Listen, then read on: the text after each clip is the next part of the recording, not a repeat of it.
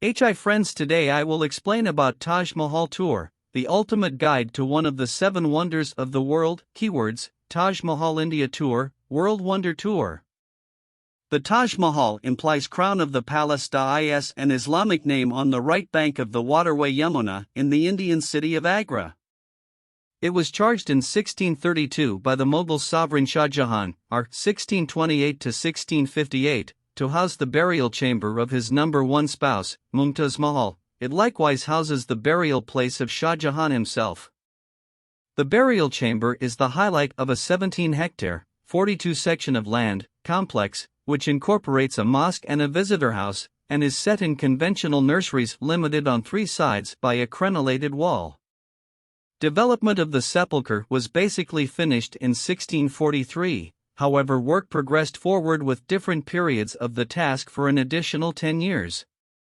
The Taj Mahal complex is accepted to have been finished completely in 1653 at an expense assessed at an opportunity to be around 32 million Indian rupees, which in 2020 would be roughly 70 billion Indian rupees, about $1 billion.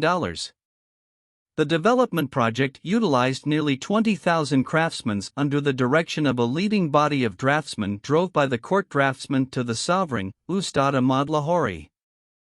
Different kinds of imagery have been utilized in the Taj to reflect normal magnificence and godlikeness.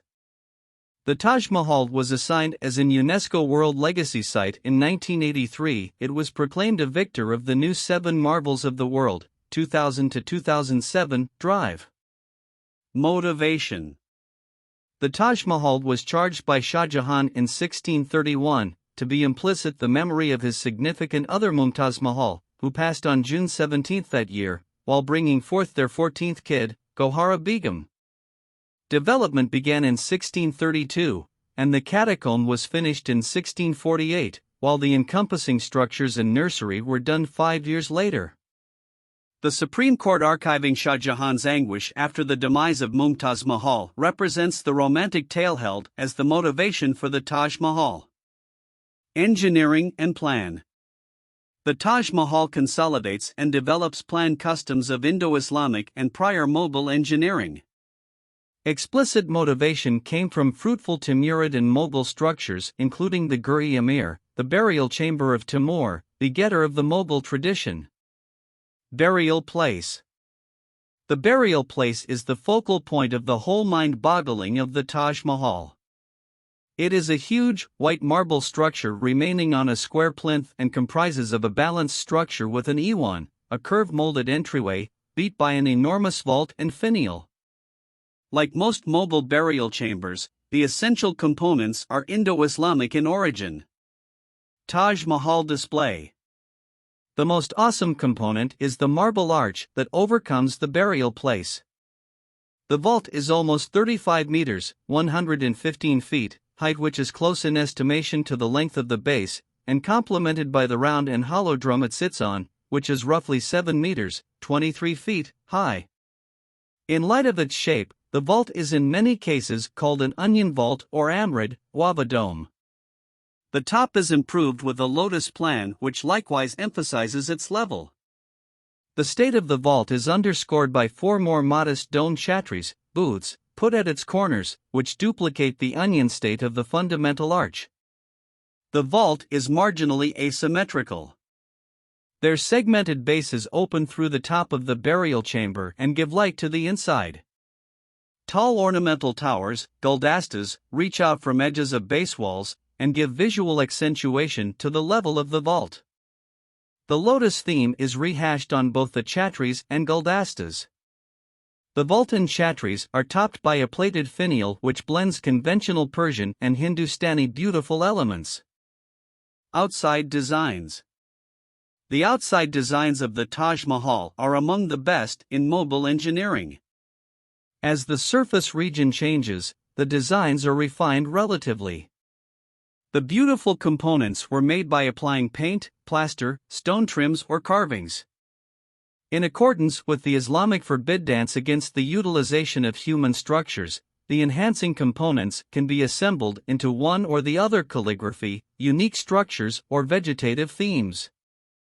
All through the complex are entries from the Quran that contain a portion of the beautifying components. Late Grant recommends that Amanat Khan pick the passages. Inside improvement. The inside office of the Taj Mahal arrives at a long ways past customary enriching components. The decorate work isn't pietra dura, yet a lapidary of valuable and semi-precious gemstones. The internal chamber is an octagon with the plan taking into consideration section from each face, albeit just the entryway confronting the nursery toward the south is utilized. The inside walls are around 25 meters, 82 feet, high and are topped by a bogus inside vault enriched with a sun theme. 8 pishtak curves characterize the space at ground level and, similarly as with the outside, each lower pishtak is delegated by a second pishtak about halfway up the wall. Itemized inside plan. Muslim custom restricts elaborate enrichment of graves. Thus, the collections of Mumtaz and Shah Jahan were placed in a moderately plain tomb underneath the internal chamber with their countenances turned right, towards Mecca. Mumtaz Mahal's cenotaph is put at the exact focal point of the inward chamber on a rectangular marble base of 1.5 by 2.5 meters, 4 feet 11 inches by 8 feet 2 inches.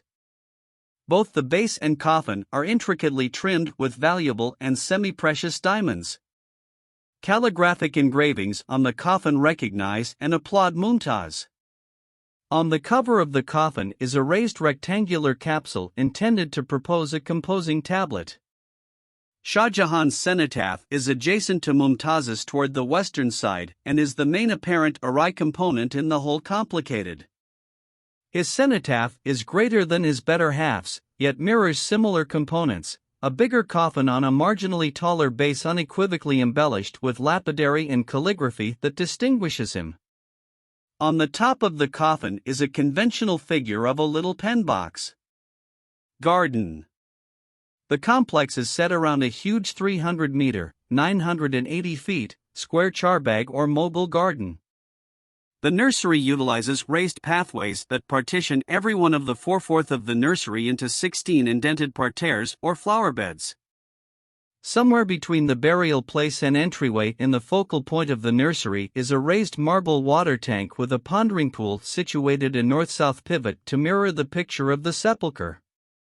The raised marble water tank is called Al-Had al-Kauthar concerning the tank of overflow vowed to Muhammad. Peripheral structures.